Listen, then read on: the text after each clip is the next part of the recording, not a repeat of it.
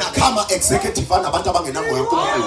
I-executive ebandleni ayivotelwa kuma umpriest maqedana uThixo am-appointela abantu abayisikhombisa ephimisela kuMoses ethi ngizodlulisela amadoda ayisikhombisa engizobekhisela umthwalo.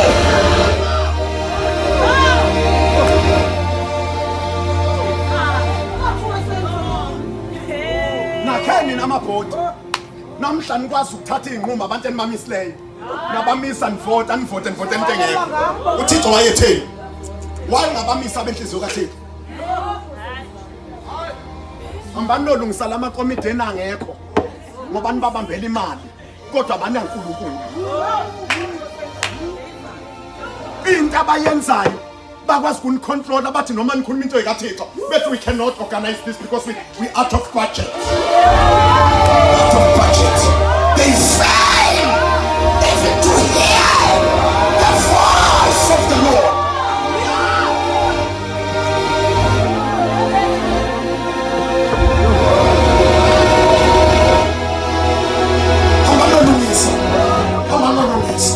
Amalungisa nibuyisela izinto endleleni zime kahle izitsha zasethempelini nitshekisile ayinike kahle amalungisa nilise kahle. Uma kukhethwa i-executive ikhethwa ngomoya kaNkulunkulu.